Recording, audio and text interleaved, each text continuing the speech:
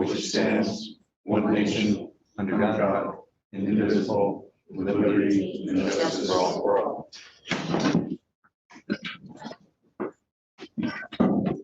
Arlene, can you do the roll call, please? So, John Aldrich, Here. Francis Bob, Here. Ben Dollinger, Here. Rick Drew, Here. Tim Garneau, Here. Jim Grimes, Yes. Mike Martinson, Here. Susie Keeper, and Bill. Here. Okay, move on to public comment. Tim O'Rourke is here to discuss the striped bass study. Step right up to the podium. Good evening. I'd just like to take a moment to say thank you to the trustees for listening about this potential upcoming study of striped bass tagging in Lake Montauk. A week ago, I provided Jim Grimes with a background on what we were doing. I don't know if you've all had an opportunity to look at the. Hey, Tim, maybe, because this is a public meeting Okay. and the public is seeing this, so maybe you could just do a quick, like, Reader's Digest summary of what's incorporated into this that the listeners at home have. Sure. Essentially, we're proposing a striped bass tagging study for the striped bass population in Lake Montauk. This would be in conjunction with the University of Massachusetts in Amherst, primarily led by Dr. Andy Danilchuk. We are proposing to provide a series of satellite tracking devices that would not only provide information on the fish that are in residence in Montauk, but would then be linked to other tracking devices throughout the eastern seaboard. The primary purpose of this is to get an understanding of the fish population potentially overwintering in Lake Montauk, and also their comings and goings and their interaction amongst other fish in Lake Montauk. This would be a 2-year study starting in January of 2022. And this would study the populations as they leave, return, and interact throughout the cycle of a 2-year process. Basically, through the history of myself fishing in Lake Montauk, we've noticed a significant population of fish in there, and we've seen some fish that are of a relatively small size. Part of that leads a few of us to believe that there's a potential. We're curious as to where these small fish come from. They don't fit a size class that would enable a fish to migrate from either the Chesapeake Bay or the Hudson River Basin. So not to say that there's a possibility that there's a breeding population in Lake Montauk, but through Andy and I's discussion, we're curious to see if that does have some sort of potential. I met Andy last year doing a film study on striped bass, and I started having a conversation with him. I was part of the film crew, and he was on my boat.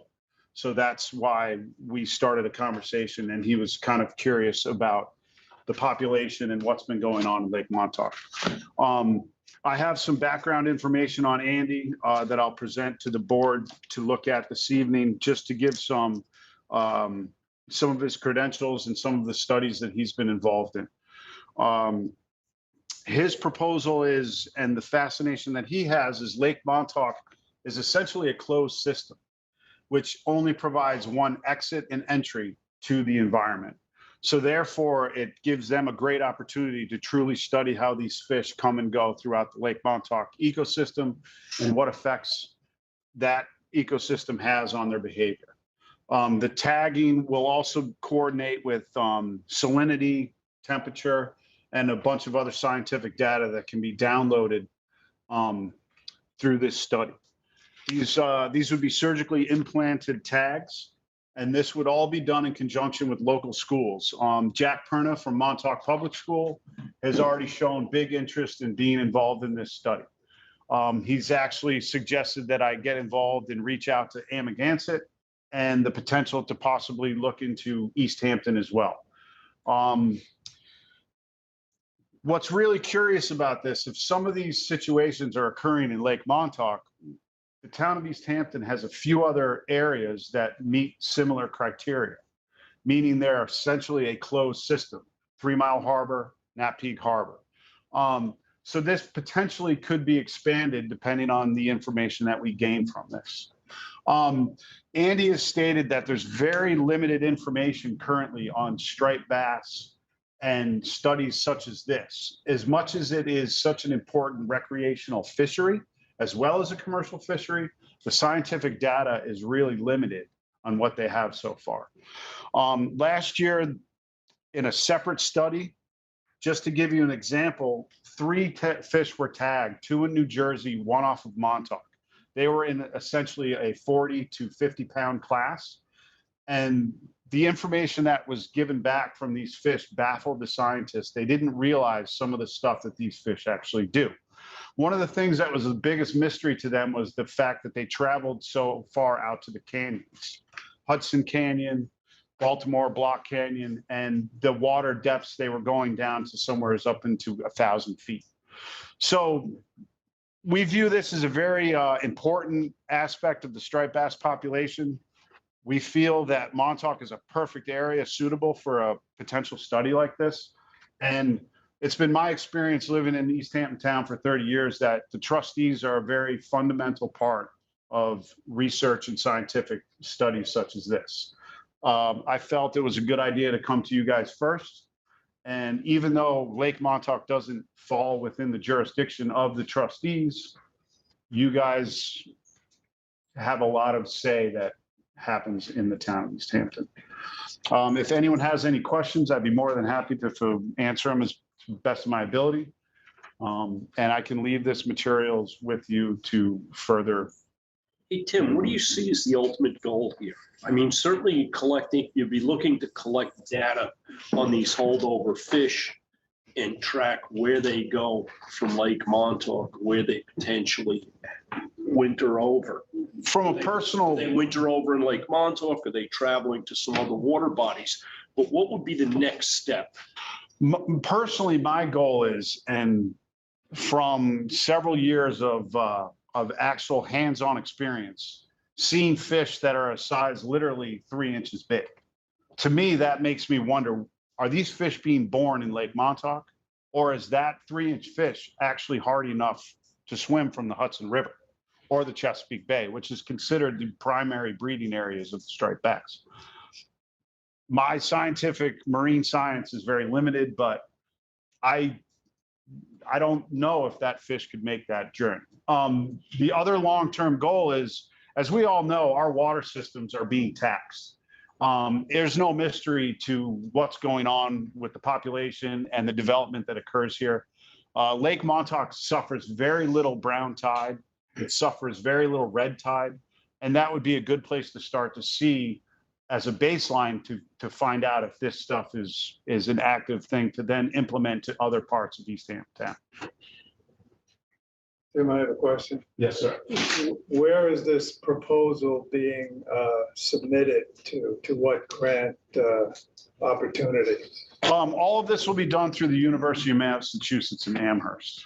Well, I mean, yeah, that's the origin of the principal investigator. Right. Understanding, but do you know where he's applying for the grant to do this? So basically, this was a conversation that started in October, and we finalized all the details. And literally the day that I received it from Andy, I forwarded it to Jim. Obviously, certain organizations that donate to a study such as this are going to want to use the information for whatever purpose they primarily represent.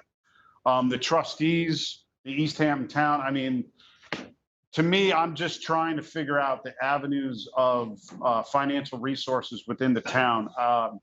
Water quality studies are being done. I'm coming to you guys for recommendations to potential areas to reach out for any financial resources that might be out there. I have certain fishing related organizations that I'll be reaching out to in regards to financial contributions. We're also considering a primary individual donor would represent one of the tagging devices. We have 20 tagging devices. Some individual might want to be this, call this John Q public tagging device.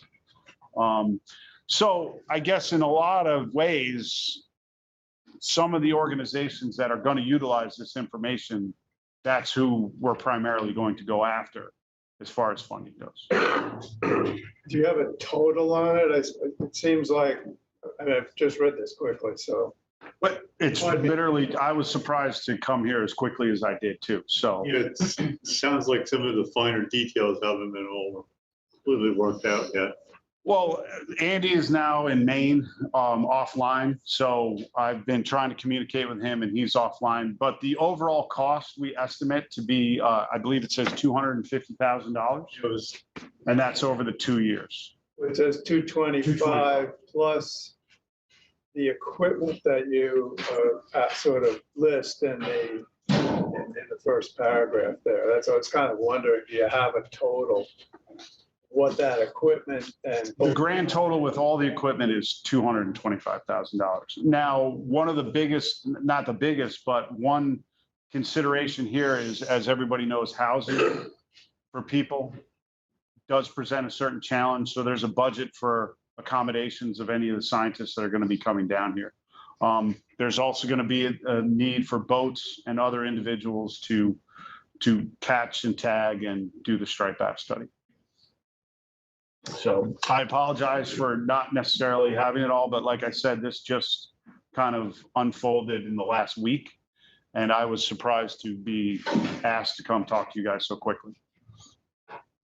You asked. That's right. Question too, Tim. Yes, sir, Mike. Trying to be friendly and courteous. So you mentioned like 3-inch juvenile fish. Mhm. Are you also going to be looking to sample for fish that size? Are you fishing for small fish like that as well as the ones you tag? That would be part of it. We've looked into doing some seining in the lake, and that would be to find small juvenile fish. Obviously, they're not going to support trying to put a satellite tag. So I have a suggestion for juvenile fish. As an oyster farmer, when I lift a cage, particularly in the winter and spring, all the juvenile fish in the lake go into that cage. They're hiding between the bags. They're taking shelter from loons and whatever else might be after them. I've seen pollock, a lot of juvenile sea bass, fluke, tons of blackfish and bagals. You know, I can't say that I've seen a juvenile striped bass though, and I would like to. But my suggestion is maybe tie together with an oyster farmer such as myself in Lake Montauk, and maybe we can come up with a design for an oyster cage that when you lift the cage up, all of the species of fish that fall as you lift will be collected underneath in some kind of like an umbrella net beneath the cage. So when we lift it up, we can see what else is in there, not just what makes it to the deck of the Actually, boat. you could set that up real easy where you basically bag over your cage with a seine. Right, or underneath it. No, but you could basically set your cage down. Is the cage resting on the bottom or? It is, but they don't move until you lift the cage out of the water. Yeah, but if you take and you have a seine laid out underneath the cage. Yeah, there you go. You pull it up over the cage Yep, and with then a lift it up. choker, You got it all. and then you get the cage and bag. You have everything that's in that cage, and I recommend that. That would really show a lot. Thank you. Or design something Yeah. similar to an oyster cage and do it yourself, you know, but. Yeah, and I mean, we're going to be needing, obviously, someone like yourself who has a lot of experience in Lake Montauk would be beneficial to this study. So, You have the use of my boats, winches, whatever you need, Great. just say the word. thank you. That's great. Hey, Tim, it's exciting to have a local study like this. You know, I'm sure you're aware there's a lot of striped bass research going on, particularly due to the current state of the striped bass fishery. The Atlantic States Fisheries Commission has really dropped the ball in managing striped bass. And you look at breeder biomass right now is down almost to the level of the early 90s when it was at historic lows. So I commend you for taking the initiative. Are you guys familiar with the SNAP study in Massachusetts? They're tagging 5,000 striped bass right now, doing the genetic. I'm sure Andy's been involved in that study. I personally am not familiar with that Yeah, because study. they've identified 6 strains of genetic striped bass. Kind of like what they did with the codfish. Yeah, they've got 3 strains in Canada and 3 in the United States. One from the Roanoke River in North Carolina, the Chesapeake and Delaware is the 2nd strain, and the Hudson to the Kennebuck in Maine is the 3rd strain. of where they're spawning. So it would be really interesting if you guys could try to connect with this study and then try to tie your fish back. To where they. Yeah, and one of the other things, when I was a young man and the striped bass population was pretty strong in the 70s, there was a lot of talk by some of the older fishermen in the area of striped bass being spawned in the Peconic River. And Right, that they might be the holdover fish that are caught by the WLNG right, outflow in Sag Harbor in February and March. Right. And maybe there's some of the fish in Montauk, you know, the Hudson and the Connecticut. There's a ton of holdover fish in the Connecticut rivers and Rhode Island. I don't know of any studies on estuaries for holdover fish. It's usually been the rivers that Yep. get a lot of attention for holdover fish in southern New England. and that's one of the reasons why we figured this would be a good opportunity. Yeah, it's another opportunity to take another angle to this Mhm. study. So, And speaking of Massachusetts, the majority of holdover fish that are in an estuary system on the Cape are actually become landlocked due to a storm, a nor'easter, or something like that, right. blocks their exit from the pond that they're currently in the fall, and then they're stuck there essentially for the winter, and then they are able to exit again in the spring when they have a big storm that breaches the sand, similar to like how we have here at Georgia or something like that. I mean, I've seen a few small striped bass in Georgia Pond, but they get caught, I think, when the cut closes. Yeah, similar circumstances to the Yeah, Cape. yeah. So I think it would be interesting to find out if there are any local spawning activities taking place somewhere on Long Island. The Peconic River is the logical choice, I think, and if the fish are possibly migrating, but, you know, the studies in the Chesapeake show that fish stay in the Chesapeake at least 2 years, maybe 3 years before they exit. Mhm. And I think previous studies show a lot of fish around Montauk are from the Chesapeake system. Yep, So, yes, so all good stuff. But to have that involve the schools is great, I think, thank you. for local kids to get involved and learn about a species as important as striped bass. Yeah, I mean, Jack Perna is, you know, my kids attend Montauk Public School, and you couldn't ask for a better advocate when it comes to local science and involvement than Jack. Yeah, and there are other programs like the Cooperative Anglers Program, where anyone can get involved tagging striped bass and collecting samples. Mhm. This is the first year I participated in 1987. So it's a good program. You can go to the DEC website and sign up and get involved. Okay. So lots of good stuff out there. You know, they teach how to measure the fish, how to collect the scale samples. So Great. lots of good stuff out there, but it sounds like your study is going to be really specialized too. Yeah, and I mean, obviously, the DEC would probably be one avenue we'd explore to be involved in. I mean, one of the main focuses of coming to you guys is there's going to be questions in regards to permitting and stuff like that. That's not necessarily my area of expertise in the town of East Hampton. Permitting changes at a constant rate around here. So trying to keep on top of it, you guys can enlighten me more to that, and any input or information you can provide would be very beneficial to me. Tim, have you brought this to the CCOM yet? I have not. So obviously, they're huge on Lake Montauk water quality. They're wrapping up a microbic traffic study too, right now. Right. I mean, you know, hats off to you guys. My interaction in my time here in East Hampton, I've always found the trustees to be such a beneficial, you know, governmental entity here that I really felt coming here first to try to test the waters of this was probably a good avenue, because it then encompasses a lot more avenues of East Hampton town. I think the big question for us as a board is the next step moving forward.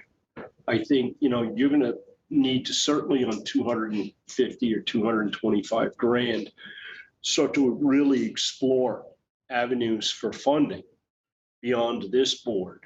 But perhaps if we could make a motion to produce a letter of support on this project that you can carry to some of the other organizations and start to build some support on this. And then when you have a better handle on your finances, come back to this board, and maybe we can help you in some of your other endeavors with some of the other agencies. That would be great. And that's essentially why I came here first, because to get the support of the trustees to me is fundamental to this project moving forward. There's a huge area of expertise amongst you all here and just everything that you've accomplished that I see could be helpful for us moving forward. I appreciate you taking the time to do this. I apologize for not having more information properly, but I will be compiling more information to get it more appropriate for any questions you might have in the future. And I'll leave this documentation of past studies that Andy's been involved in with you guys. Have you spoken to the DEC about this yet? I think most of your permitting is going to Is going to be through the DEC.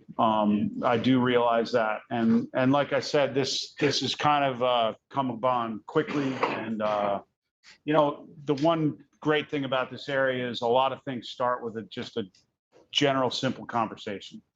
And it's amazing how things get accomplished just from that initial interaction. And Jim was fundamental in helping move this forward, and I appreciate his candor and his time. So. Okay, so I believe we have a motion for a letter of support. For a second, I'll second. all in favor? Aye. Okay, if you can leave us the way to contact you, we'll get a letter together. Sure. Got it? Jim has some contact information. Again, I can't thank you enough for taking the time to listen about this future study.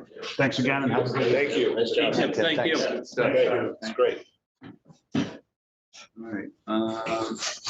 Yeah, Bruce.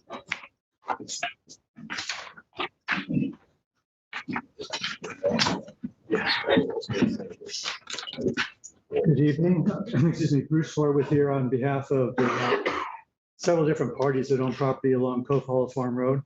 And I think my main goal is going to be to make Tim feel even better. I have fewer props than he does right now.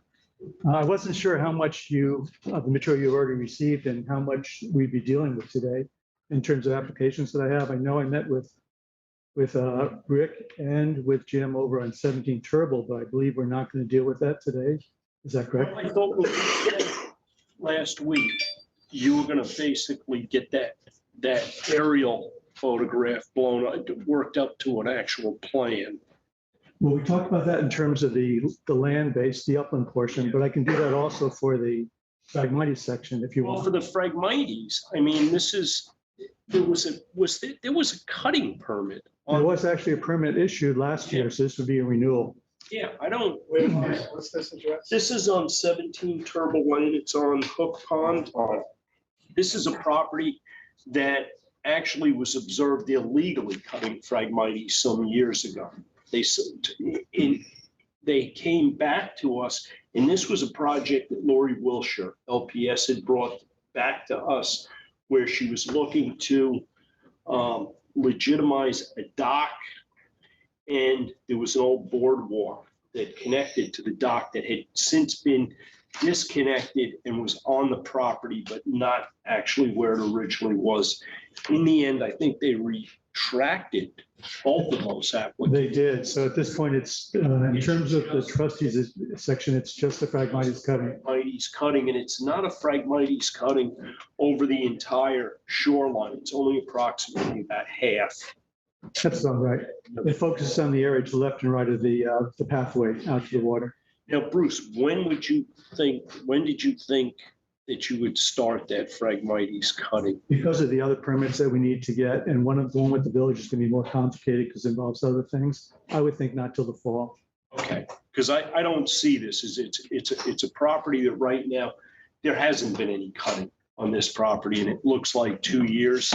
Yeah, the Phragmites is not as tall as we are right now. This is a project that's really more geared for a winter cut, winter collect the stubble, clean up the site, and then cut it through the growing season. Looked like a lot of natives were in that near shore area. Yeah, especially ferns. Yeah. On the other property, I'm more involved with birch next door. And they've been cutting for several years, and there's been pretty good recruitment naturally of the native plants along there. So personally, I'd make a motion to renew the permit. And we look forward to getting, the upland, getting a look at your up. That'd be great, thanks. Have we received the full application? I believe we. Yeah, Okay. for the renewal, yes. Yeah, I'd second that. All in favor? Aye. Now, the other application I'm here to talk about is on Kohl Hollow Farm Road, and this involves the section as you move down Kohl Hollow Farm Road from the north, you first encounter the field on your left, and that includes, I think it's about 6 lots. It includes one lot owned by 33 Cove Hollow Farm Road, or it's actually at 33 Cove Hollow Farm Road. And we've had an application to cut Phragmites there for several years. Then the trustees have granted that application. And then there are 2 lots owned by another family member. We have an application to cut Phragmites there, which has been going on for a couple of years now. And then you encounter the new ones, which are 2 properties that are owned by Peconic Land Trust. That's 53 and 59 Cove Hollow Farm Road. And then the next 2 properties, the last one being the last one on Cove Hollow Farm Road, that'd be 63 Cove Hollow Farm Road. And then the land continues on to Chauncey Close, and that becomes 3 Chauncey Close. So we have 2 properties owned by Peconic Land Trust, 2 parcels owned by Cove Hollow Holdings. Basically, this is Spielberg's property. You know, they own the property across the pond, and they own these under an LLC. And along this whole stretch, there's a village scenic easement for a section from the pond up about 75 feet or so. So what we're trying to do in that area is to, as we're doing with the other sections on Cove Hollow Farm Road, we'd like to continue the Phragmites cutting, bring it onto these properties as well. The only difference here is that we're going to be asking permission to be able to use the machine to cut on sections of it. And the reason is because we have a really dense, in 2 locations, we have a dense monoculture of Phragmites, because unlike most of that section where the upland goes down and drops 5 or 6 feet down to the pond fairly abruptly, there are 2 sections on the areas that we're applying for now where there's almost like a tongue. It's a very shallow area from the pond up into the upland. And so it's a much more extensive area of Phragmites. And we'd like to be able to get in there with a piece of equipment and cut there. And it'll be supplemented with hand cutting. Equipment. Well, the thing that the trust has that we think might be appropriate is a CAT 277. Its ground pressure is supposedly 3.1 pounds per square inch and a distributed weight. Actually, Bruce, that's measured without an implement on it. So Okay. Close to 5 pounds Okay. per square foot. So But in in comparison, any that's, case, it's a low ground pressure. Yeah. What's the? It's a small implement? rubber, it's a small rubber track, like skid steer loader with a brush hog on it. Bruce, is that where that sandbar kind of jets out? We're heading down the road on the left. And Yes. and that frag is real thick in there. yeah. So you're there's- gonna be working kind of on that flatter, sandier. No, this is before you get to the part that sticks out. It's the part where you were involved with the dredging, you mean? Yeah, Well, this is before he gets to that section. heading up towards the cut. Yeah, so the big sandbar that sort of pinches off Georgia Cove Right. is on the next property down, Next which is 15 Chauncey Close, which is Right. also a permit for cutting Phragmites, but they've only focused on the area that's pretty much within their view state, frankly. Right. And notice it left out that large, dense So we're Phragmites not sand. quite gonna get there. Right. Okay. Although if we were allowed to use equipment in the area, maybe they'll go ahead and do that as well. Well, it'd be nice if we could We could do approach it. maybe and say, Definitely. look, we're down here, we're doing this. It'd be nice to complete that whole section. Well, yeah, the only thing, Bruce, in your narrative that you supplied here, what's absent is timing. There is no mention of the when we discuss about the house, but there's no mention about the timing on it and then the subsequent cuts. And I think we've got to develop like a consecutive steps on how this is going to occur, because, we've had this on other projects where, okay, there is no described timeline. You have a permit to cut Phragmites. Now, we all understand there's good times to start projects like this, which is not in the middle of the summer, where your chances of disrupting wildlife are pretty high, where the impacts to the soil and things like that with compaction and that are great. It's going to be, these projects are better started over the winter months. Certainly when I think you can do a better job on your cut, your cleanup, and then describe the subsequent. When do you think approximately second cut would occur? When do you think approximately third cuts would occur? Because the one thing I'm seeing is there's some really good projects out there. And then there's ones that can only be described as, I'm cutting the Phragmites once a year, which aren't really achieving any real goal other than we're cutting Phragmites. To enhancement. Yeah, Yeah. no, I definitely. For the summer. Well, I don't want to say that, but it's not getting the property any closer to the goal of controlling the invasives. You know, Jim, I agree with you completely. I'm surprised it's not in there. Normally what I say, it's the same sort of methodology, which is that the first cut can occur any time of year, but preferably in winter for the reasons you gave. Subsequent cuts will be 2 to 3 or possibly a fourth cut I think, over the growing, let me just finish, please, over the growing season, starting in June. yep, you do have that. Yeah, and then But what's typically it's whenever it gets to be about 1.5 feet tall after that. missing height of cuts.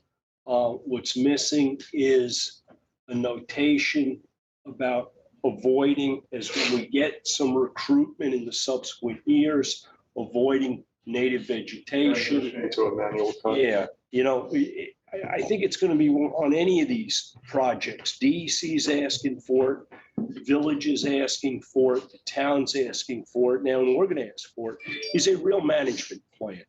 You know, with a real boilerplate that if there's some deviation from that permit, it's clear and understood. Where we're just not in that situation where it's like, well, that's, you know, there's nothing wrong in here. And you know what? It makes for a better project, frankly, at the end of the day. And the goal here is to manage these invasives. Yeah, no, the only concerns I'd raise in advance, because I agree with what you're saying, the more you can specify and to some extent hold the owners, the homeowners accountable, the better. But there are a couple issues. One is that finally DEC has accepted the idea of cutting Phragmites to grade, Okay, which they didn't accept for years. So in that situation, you're really literally getting in there as much as the bank, you know, the bankroll can allow. Ideally, you want to get in there and cut as soon as that thing's up there, making more food and sending it down below. So that's when you're cutting, that's when you're allowed to cut to grade, which basically means monocultures or really time-consuming selective cutting around existing well, plants. the selective cutting probably won't occur like you described it. We looked at it. It is predominantly a monoculture as it appears today. It doesn't mean that a year or even the end of season after you start cutting, that you're not going to see some natural recruitment or plants that have been there. Like when we walked the edge of, I forget which property it was. I think it was 33 that we were at the other day that had the iris the color right. and that. And those clearly are not plants that seeded themselves in. Those were plants that were there, but they were so suppressed by the Phragmites for many years that you just didn't notice them. Right. But I would like to see, you know, that, and none of these, you don't have DEC on any of these yet. No, all these are applied to all 3 regulatory agencies at the same time. So as soon as I get those, I'll share them with you. I think, and we talked about this, the best thing I think maybe for our board with these properties that they don't have DEC on yet is to perhaps table them only for the time to let, because there's going to be some give and take with DEC, and we don't want to have the language of our permit conflict with what you ultimately get permitted from DEC. And I think you know that we're the quick. Yeah, definitely. Yeah, we can work it that way. Yeah. And the village too. The village may have issues, in which case, especially with the use of equipment, I'll come back to you after that's resolved. Yeah, but you know, you've got there's some precedents for what you're doing. I don't think that's going to Yeah, be. I hope you're right. With Billy, I don't think that's going to be a problem. But I can't speak for Billy. So That's fine. I can bring it back to you after I'm further along with the other permits or the process. I'm with them. You know, we better to differentiate with the equipment, the second and third years and stuff. You know, the first year you gotta hit it with whatever you gotta hit it with and taper off. Well, no, all of that should be fairly well described, just so that in the event that, because the public calls and says, well, I see somebody doing something there and I think they're out of bounds on their permits. The more detailed and the more precise we are, and the applicant is, actually, the more protected they are if they're operating within the bounds of the permit. I think the cutting that's been done on the neighboring properties has been pretty successful, It has to, yeah. so that's been really effective. We didn't see a lot of native recruitment towards the pond side, but I think on the bank. There was, bank. no, there was actually some emergent vegetation when we walked through the other day. That was nice. It was nice to see. There is stuff there. Now, granted, I don't know how well developed it's going to be because that area has been choked out for many years. Yeah. And oddly enough, some of those areas that a couple of years ago actually looked like the Phragmites had died. We're seeing some stuff coming back. And we saw that in other areas this year. Yeah, it probably also extends a little bit from some of the areas where it was living, the way it can shoot down. Yeah, I don't know. I hit it on a couple properties. I really thought we had well within bounds.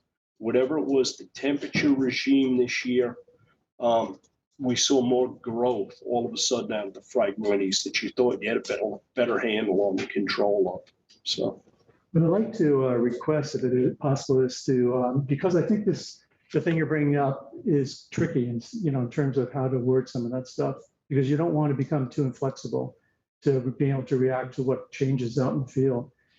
And so I know that's not your goal. So what I'm going to do is, if you don't mind, I'd like to come up with some language separate from the application, just submit that, to brainstorm that, talk it through a little bit, and get back to me on it. Because, really what you want to be able to do, ideally, you want to be able to go out there, depending on what changes take place, you modify your. Be able to your think control method accordingly. We adjusted the field Right. to those things, but it's fair. Sandra? Okay, thank you. Thank you.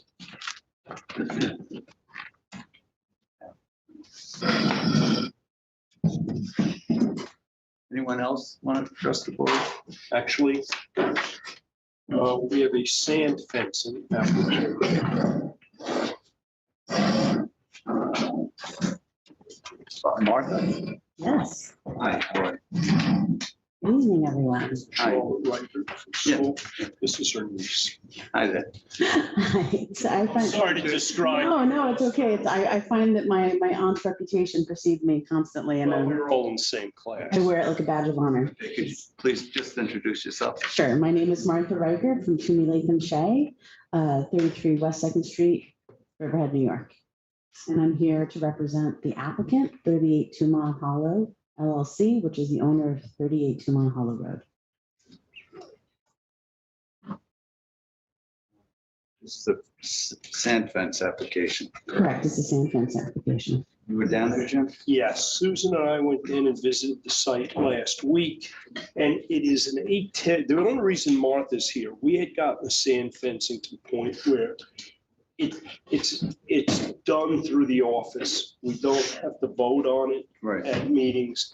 The only reason I asked Martha to come here, would you have, I didn't bring the 8x10 color glossies of the aerials. But it is kind of atypical. One, in our jurisdictional rights on this property are different. They do not end at the beach grass. They actually extend farther into the property than they typically would because our access road comes off the southwest corner of 2 Mile Hollow Road Beach. And because of that, our jurisdiction is there. What they have on that site right now is the secondary dune is going through a little bit of a blowout situation. A lot of the beach grass has begun to decline, which is a natural sort of event. And as such, the sand is blowing around. And probably the bigger issue here is it's the property has a cabana that is down closer to the beach that is identified by members of the public as perhaps public restrooms or public tiki hut or what have you. And there is a need for this sand fencing to capture some of those wind-blown sand, but it also, the property owner needs some sort of buffer from our beach access, quite frankly. So I brought a couple copies. I think I have 6. Or do you need to stamp them first, or can I distribute them? So please distribute them. All right. Remember all those rusty stakes or? There are some, yeah. There's like we should have those taken out of there. There's 6 of them, so it's gonna be a couple people. Jim, around here's that the original survey. So as Jim was saying, it's an unusual property in the sense that it doesn't go down to the toe of the primary dune. So the trustees actually own the sort of the kind of the toe of the seaward toe of the secondary dune. There's historically always been sand fencing there. I think what we're proposing here right now is 2 lines of sand fencing that would sort of have like a little staggered overlap. So it would convey to the public that there's fence. It would also trap sand, but it would have a little gap for the inhabitants of 38 Tomorrow Hollow to make their way down to the beach. Can I ask you a quick question? Sure. Is that an example of some of the previous fencing? Yes, that's what used to be there Okay, back that's in, from as far as 2007. as 2007. We're not proposing anything quite that extensive. But that's the general area of possible. That's the fencing? general area. And, Great, thank you. you know, I walked the property with Jim and with Susan and, you know, we sort of looked at the area where there is sand fencing, the most recent iteration of the sand fencing, and it's there on the ground. You can see the rusted posts. And we would probably just do exactly that, subject to any recommendations that the trustees have. There's nothing there, right? No sand fencing. Just the remnants. There's just only really what's left there is some old, unfortunately, old metal stakes, you know, that are there. You can tell are pretty old. Now, there are a couple spots along the South Shore that have these interior depressions. And are we considering this 2 separate dunes, like a primary and Well, secondary? it is. Or It is it is disruptive? a primary and secondary dune, and the only thing that's different with this property is we have this access. So our jurisdictional duties project farther into the dune than they typically. Than typical. Mhm. So you're gonna remove all the metal stakes that are there and If you'd like us to remove them, then we'll remove them. Actually might be good for the health. Oh, absolutely. They are, the day we were walking there, it was There's a lot of rusted, jagged pieces Yeah. there. In 2007, we see fencing on that interior trough, if you will, for lack of a better term. And in 2020, it appears we have fencing possibly along the beach. That fencing is controlled by the neighbor to the west, that's actually the neighbor to the west. Okay, and he has it running down his property line. okay. If you look at that 2007 fencing, it sort of shows that my client's property, which is the one adjacent to the parking lot, and their neighbor to the west, sort of had a shared pathway system. At some point, that property to the west put in an at-grade boardwalk, and then put in that sand fencing that runs north-south, as opposed to an east-west It's not sand really fencing. sand fencing. It's actually, it's secure. This fencing here, No, the north-south, it's actually, I'm referring to the 2007, where there's fencing in the trough. actually, Rick, go to the 2020. Yep. It's pretty clear. Okay. You can see the neighbors. We have roll out fencing wall. here, Yep, and you got the fencing that's returning to the north this here, on the east line. or this here. Yep. That's fencing. That's fencing. Yeah. And then you pointed, before that, you pointed to the west side, same thing. And what the neighbor's done is kind of encapsulated their property Right. with fencing, and in the process, they cut off any access that was, you know, pre-existing into that property to share the walkway.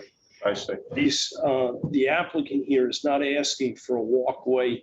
All they're really asking is to be able to fence that blowout Right, build this up. and hopefully discourage members of the public from, Where exactly is this fencing proposed to go? So I gave Arlene a couple copies of the application. I don't know if you have a copy of the application in front of you, but I have just a detail from the survey with sort of a sketch of where it would go. It's exactly in the same place that we identified there are metal stakes. And what I would propose is once we install it, that we would have it surveyed in and certify that survey to the trustees. So that would be more in this area here. Correct. So it goes about there and there more or So try less. to enrich the dune here. Got it. Correct. Makes sense. Thank you. And so in the application, like I said, there's a sketch plan that just shows that very, very roughly. Jim was nice enough to get us on the agenda, and unfortunately I couldn't get a surveyor to do that within 48 hours. So that's on trustee property. That's on trustee property. Because there's grass behind it. Well, it's on trustee property because apparently we have this deeded off the parking area. Because John, here's their property line here. Here's our beach access I road. see the property. Typically, let's face it, our jurisdiction ends back here just on this one piece. It returns all the way back. Yeah. So, yeah. Correct. So it's an unusual piece because generally the trustee's jurisdiction doesn't go that far landward. But in this case, you own that part further landward. Again, what was the purpose of this? Well, one, see if they can accumulate some sand on that fencing, because the grade, you can see by the fact that these snow fence stakes are becoming more and more exposed, the old snow fence stakes. So the grade is naturally lowering there from wind erosion. The one goal would be to get that, capture that sand. But quite honestly, the secondary goal and what brought Martha to our door was the fact that these people look like they're running a concession stand because members of the public consistently keep trying to access this little cabana. No, you can see a path from the parking lot into there. So Jim, I'm seeing a little bit different configuration on this plan of the fencing than what you. Well, I just scribbled that in. Well, and that's why I'd like to have the surveyor go out there, stake out the property line. Capture the toe of that eroding, that bowl that's forming. How would the homeowner get around the fence to have beach access? Or is that not? It would be staggered so that there's sort of like a zigzag where they can walk through. Yeah, from the parking lot there, they get a lot of wind scour there. It's really wide open. I gotta Wide tell you, open. it's become a real problem in some of the areas, and not just Napeat, even over in Northwest, is what starts the scouring is the deer. The deer cutting across the property line, and the deer will basically run that one contour, and it starts the process, and it's amazing how quickly it'll scour out.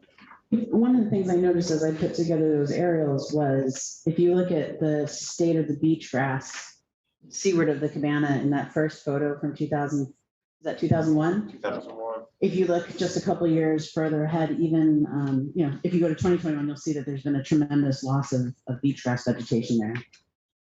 No, it's a much healthier look in 2001. Well, what happens Is that a is wind scour? beach grass is a plant that's truly dependent on deposition of sand over the top of it, because that's where the nutrients come to campaign to grow. So when you get a dune system that basically gets static and stale, it's a natural progression for that beach grass to begin to decline. And usually there's other plants, beach plum, bearberry, bayberry and stuff start to fill in the areas. You get these spots like this that are kind of caught in between. Beach plum hasn't started to grow there. The bayberry hasn't started to grow there. Essentially nothing's growing there. And the elevation of the area is declining consistently because it's getting scoured out by the wind. Where's the sand going? Everywhere. Parking holding. Yeah. It's in the, a lot of it's in the parking lot. People's feet. Taking with it. Yeah, there's a lot less vegetation between 2007, 2021. Yeah. So what are you proposing tonight? Well, I was going to propose that we just grant the sand fencing, pending our typical rules, but this is one that wasn't the usual. You weren't doing the sand fencing at the beach grass line. It's going back considerably. Would planting some beach grass ultimately be part of this? I wouldn't start this by planting beach grass, only because you know what happens is, once you start to see it accumulate, sure, once the fencing's buried a third of the way, you plant beach grass, it's actually going to increase Retention. the retention. But I don't think I would start it. Certainly, you're not going to do it you're not going to do it this time of the year. I mean, the sand fencing can be done this time of the year, but you wouldn't be doing the beach grass until over the winter, early spring. One of the questions I have for the board is, do you want to see a double row that does the zigzag, or do you want a double row? Far more effective than a single zigzag row. I mean, are we gonna set a standard on that? Like, you know, how many feet the stake should be apart, how many feet this should zig and zag, that kind of thing? Just to give Because you, I've seen, the reason just to I ask give is you a because head- I've seen a lot of different There's a crazy, zigzagging there's a crazy scheme in the town code right now. yeah, well, the way we do it, the stakes are 8 foot on center, staggered roughly 5 foot forward and backwards. So, Well, okay. and then you're putting another 5 foot to 6 foot between your rows. Yeah, that's. What do you mean the way we do it? We have, I do it all the time. that's will be in our permit. That's an effective way of doing it. It works. Yeah, it works. It works. Sometimes the topography, you deviate slightly from it, but it's pretty much the I same. know that property, one of them west of Swag was like that. It worked pretty well. Yeah. That was a good one. I'd like to make a motion. I just want to say, I like that it's set back as far as it is. The location of the fencing is set back as far as it is for, storm erosion. I don't see the next storm taking away anything that you do install.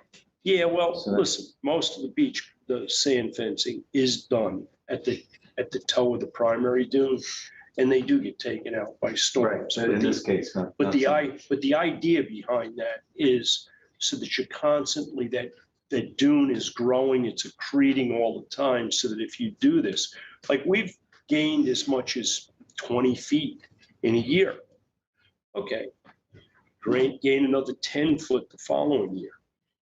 Well, then the third or fourth year, You lose 30. you lose 30. Some people say, well, why did you do it in the first place? You lost it all.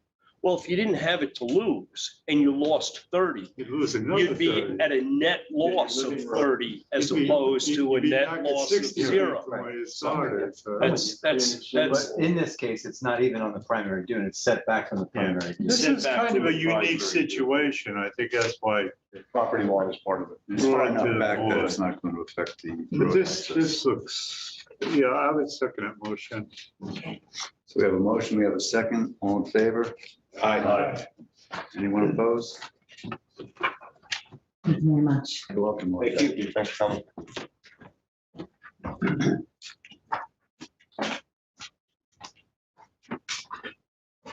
Okay, so we're under new business at this point.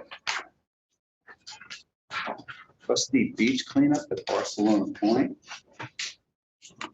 which is also now known as Linda Grommer Memorial Nature Reserve. So you're every day, don't you? Yeah.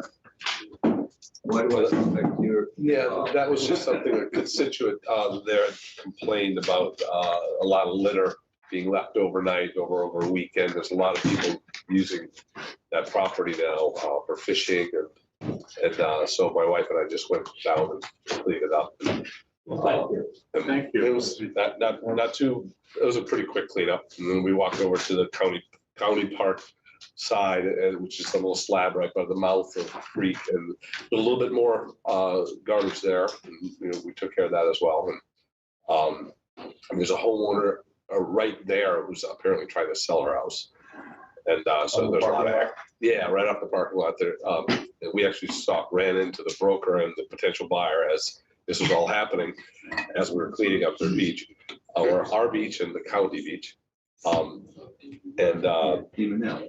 what's that? Even now. I don't know. I don't know the So name. were you on the west side of the cut first, then you drove to the east side of the cut? No, we were just on the west side of the cup, where the trustee beach goes into. Was it just golf course? Yeah, you go past the golf course, you go down and I'm noticing just because I'm boating in there all the time, there's a lot of trucks there. And then even Very from, busy there, they're camping, picking. yeah, well, it's kind of no, apparently, Chief Sarlo and Michaels had said there's no way we could put up any signage because it's state, it's county, it's trustee. And it's kind of a wild west. That was like the Van Hella property, I think, that got taken by the state with eminent domain, so I think they. Yeah, I think a big part of why that property was transferred to the public domain was because the trustees owned the road all the way around. Right, and the road, yeah, and some of the cut-throughs too. Yeah. The state. So the research that Steve Warner is doing is looking very closely at that whole state park peninsula, formerly known as Russell's Neck, was the historic name, I think, back during the original allotment. And Mr. Warner says he's cracked the code on the beaches west of Northwest Creek. So does that mean? I'm not sure yet, because he's told me a lot of interesting tidbits, but I'm asking him to really try to substantiate. This is the area When that is he coming to tell us? He says he may be ready for our next meeting with a map and narrative supporting his research, involving Little Northwest Creek, Rattlesnake Creek, the beaches west of. Yeah, Little this is the Northwest same Creek, area he's and the studying. beaches east of Little Northwest Creek to Northwest Creek. So it'll be interesting to hear his take on this. I know Sure. Arlene had done a nice map showing the trustee section west of the Demon L House and the state section and the county on the inside. So what he's trying to do is tie together from the original allotment, every transaction of every property and every owner involved, which is a pretty monumental job.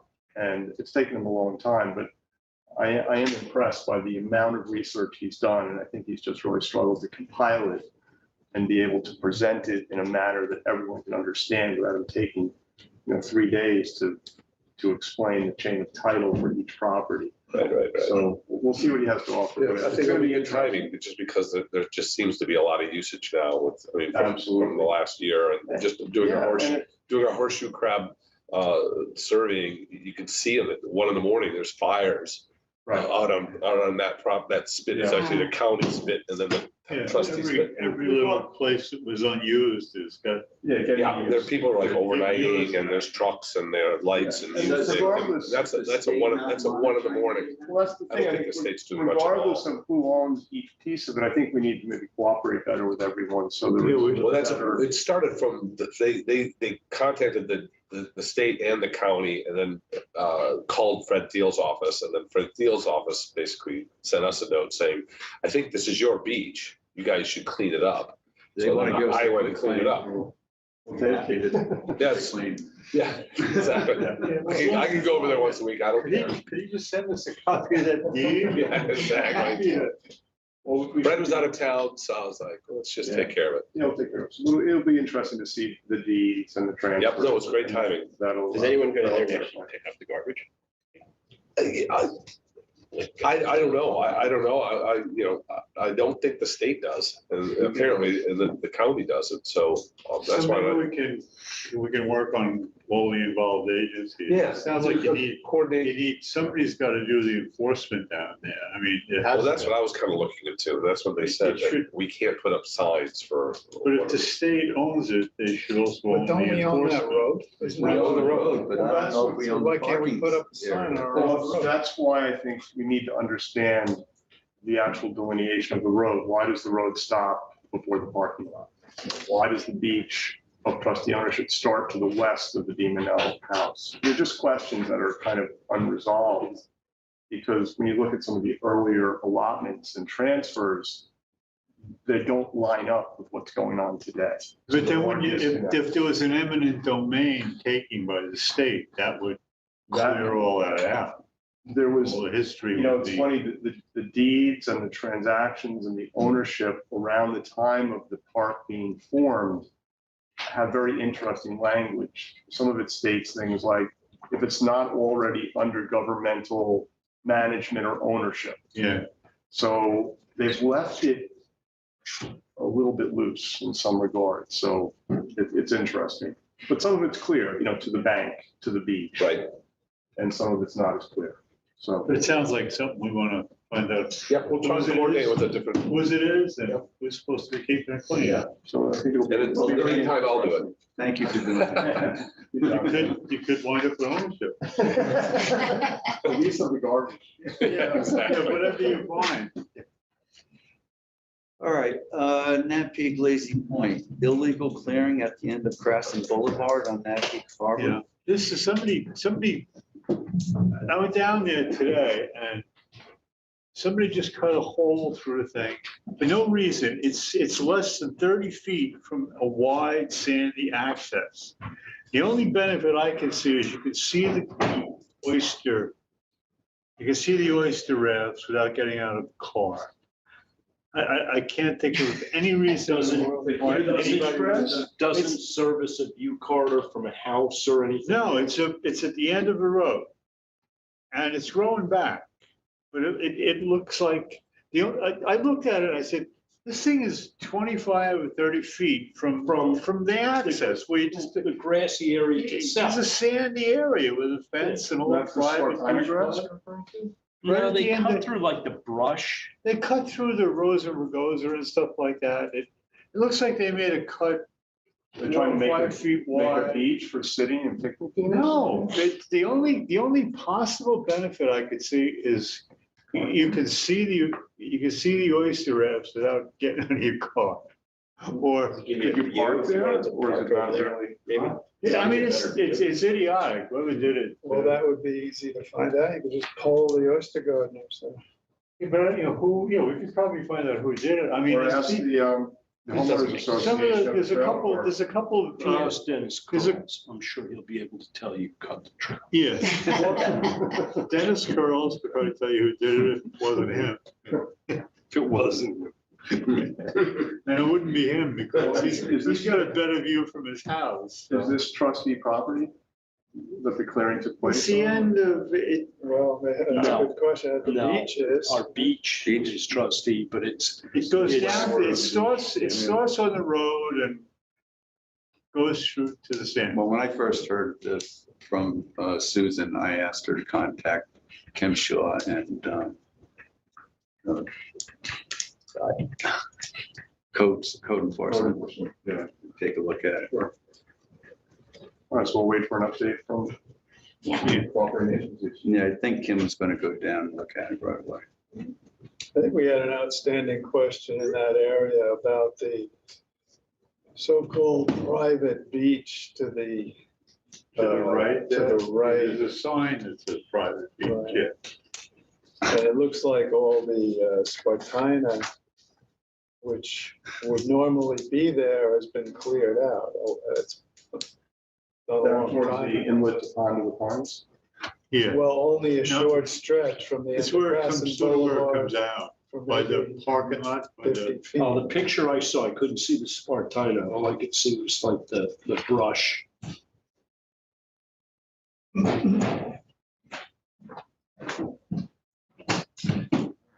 It wasn't cut for foot access either, because there was enough brush left that it would have been painful on your feet to try to get through. yeah, you wouldn't want to walk through there barefoot, I don't think.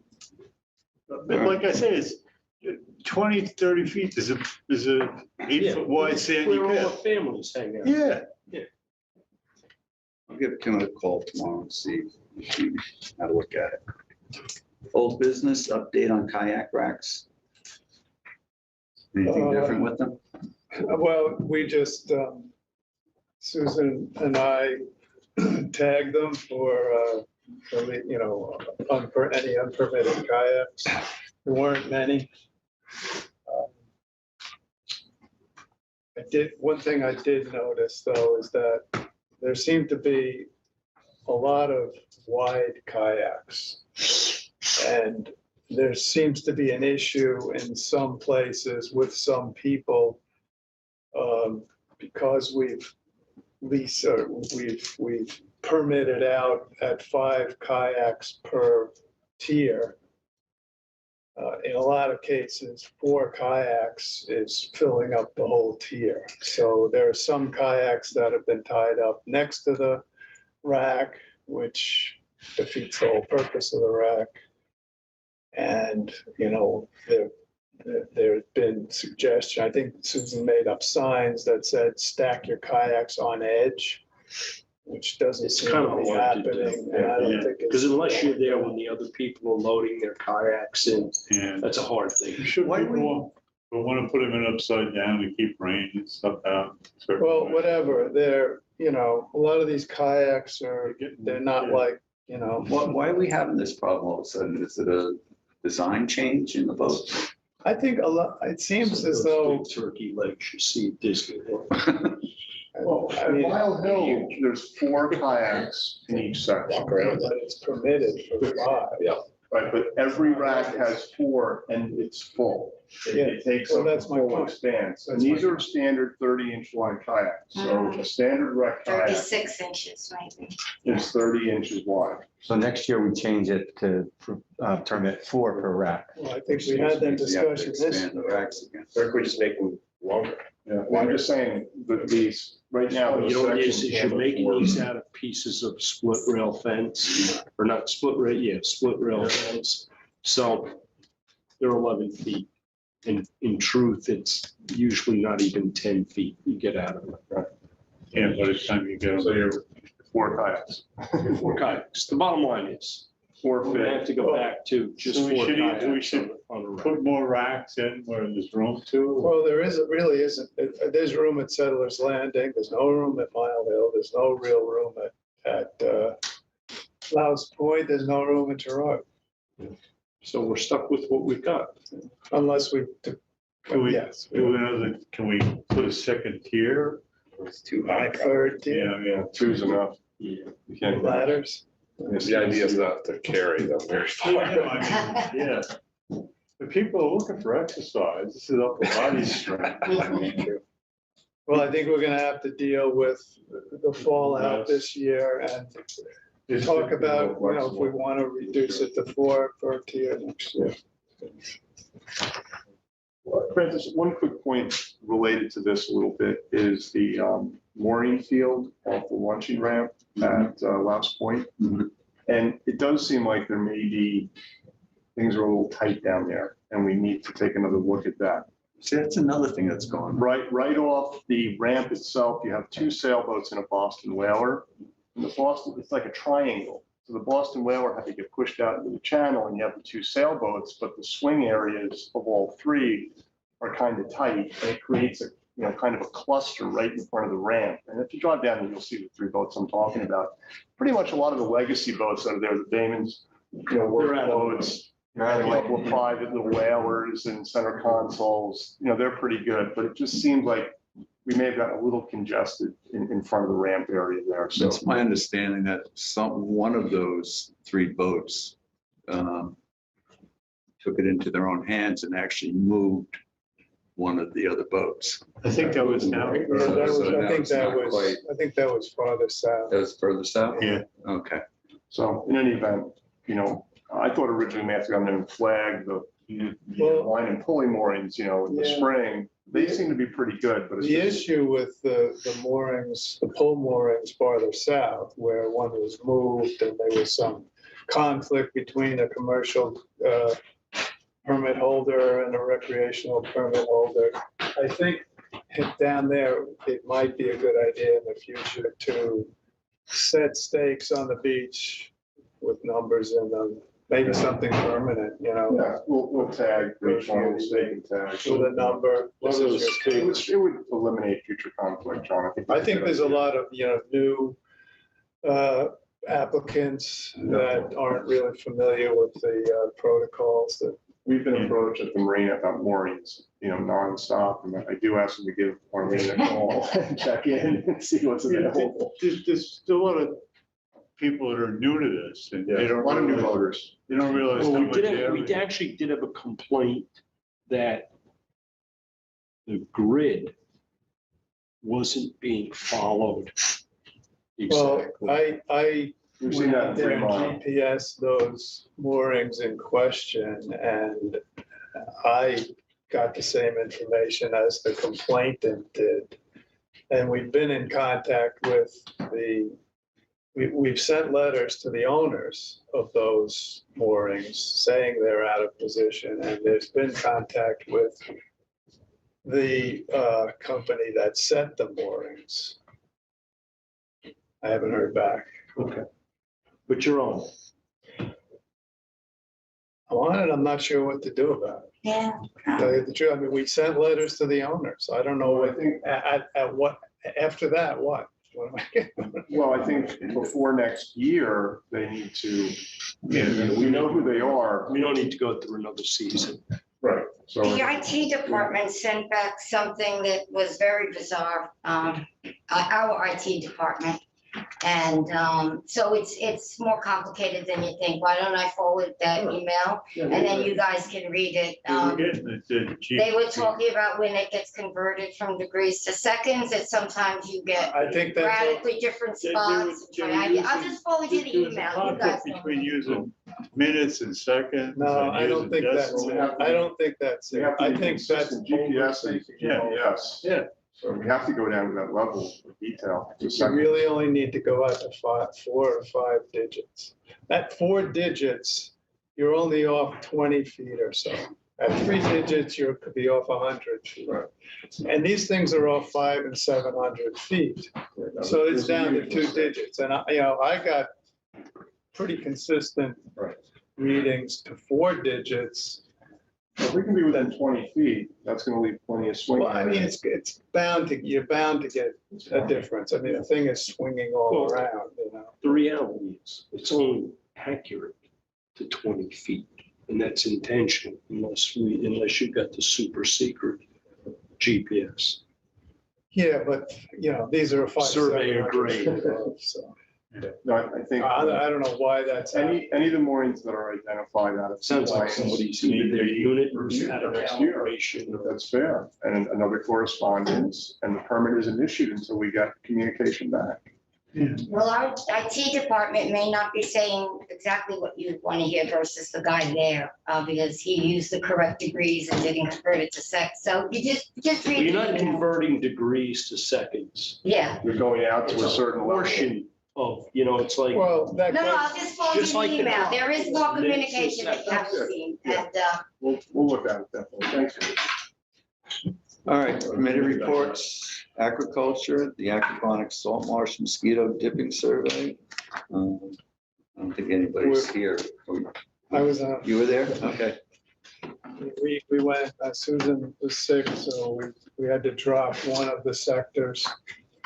But Mike Delalio was able to team up with the people in the northern sector and Mike Clancy, the intern natural resources, and I did the central sector.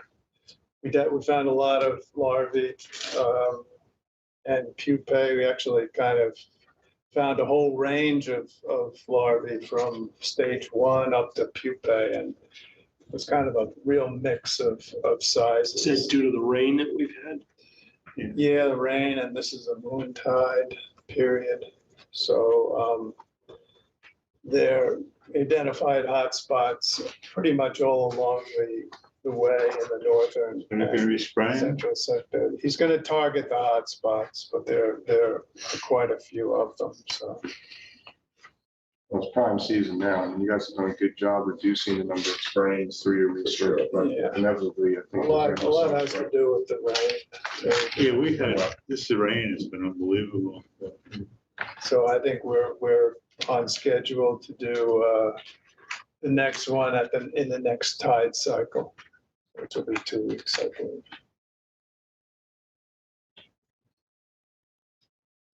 Okay.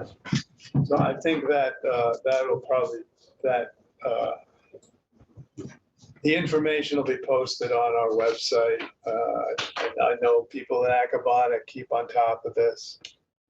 And I believe that image of the hotspots will also be posted on the website.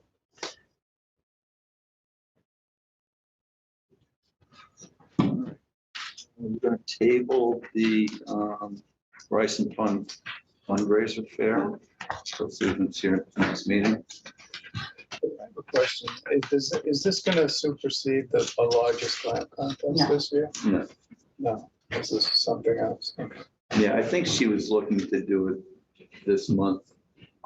But I don't think it's gonna happen, maybe August. We usually do the clam contest. September. The end of September. Yes. We started, so if we get rained out, before it's too cold. I think we're in the clear to do the clam contest this year. Yeah, we're not, as long unless everything goes south. Yeah. $1,800 a month. All right, Georgia Ponds, we have the aquatic weed harvester. Any news on that? Yeah, we're, DEC's public comment period ends Thursday, the 15th. The discussions back and forth with friends, the DEC has put some restrictions on the permit that ultimately will be issued. There's no harvesting towards the south end. They've made that like a control area. They've cut out some areas like over in Goose Creek, there's that eagle's nest, so they're not going to be able to go up into that area. It really doesn't change anything dramatically, but hopefully the DEC will write the permit very soon after the 15th. We've been fortunate, there's been no major algal blooms so far, but there is a pretty good crop of sago pond weed and some cladophora down there in Georgia Cove. The harvester ready to go as soon as the. I believe it is. Yeah. It's gonna be a multi-year permit. Should be a multi-year permit. Let's hope it gets issued in time to actually harvest. What happened last year is by the time everybody got off their ass and did something, the permit that was received, the sago pond weed had already basically ended its life cycle, settled to the bottom of the pond. Decomposing. It was decomposing. Yeah. Kind of defeated the whole But the purpose. permit, I mean, are they gonna give us a multi-year permit? Yes. So that Yes. next year. We're not going through the same thing. No. How long are they giving it to us? I'm guessing it'll be fun. Has anybody from the DEC said anything about how soon after the comment period ends, they think the I permit? know Sarah was trying to get something out of Sherry Acre last week, and she was a little elusive on that. Whereas last year they did make a commitment, to get us that emergency permit that we got. I think, do you think it would help that if we sent a letter to I don't think Sherry? it could hurt. Yeah. I think we should send it, Just good It's suggestion. it's imperative that this work gets started as soon as possible. It's gonna get done. I mean, we might as well do it at the right time. I mean, a week could have a we could just outline, serious effect, and it's, we could just reiterate what happened. last We're year. almost halfway into July at this Yeah. point. If we don't start soon, we're gonna miss the whole winter. I mean, if we're gonna do it, I'm not, I don't know whether, there's that, it's the backlash of comments that came from the town. Remember when we were trying to get the permits for our dredging in Georgia? Okay, literally that letter from the attorney from Georgia Association, even though they were supporting us, kept coming up over and over again, even though Georgia Association was openly supporting our efforts there. Misunderstanding. But they just, these things have sort of a life of their own. Yeah. Yeah, we've seen that before. Hopefully we'll get past that. Move on. All right, we're into administrative. Payment of the bills. East Hampton Marina, $120. Montauk Anglers Club, $661.31. Optimum, $152.02. Seacoast Enterprises, $196.31. I make a motion to pay the bills. Second. All in favor? Aye. Anyone opposed? Thank you. Minutes for June 28th. Anybody have an opportunity to read those? I did send a couple of corrections, changes. I believe Susan did also, and sent some comments as well. I'll make a motion that we accept the minutes, June 28th. I'll second it. All in favor? Aye. Anyone opposed? Thank you. Financial report for the month ended June 2021. I just got this today, but I had a chance to look at it. Anybody else? Just came in.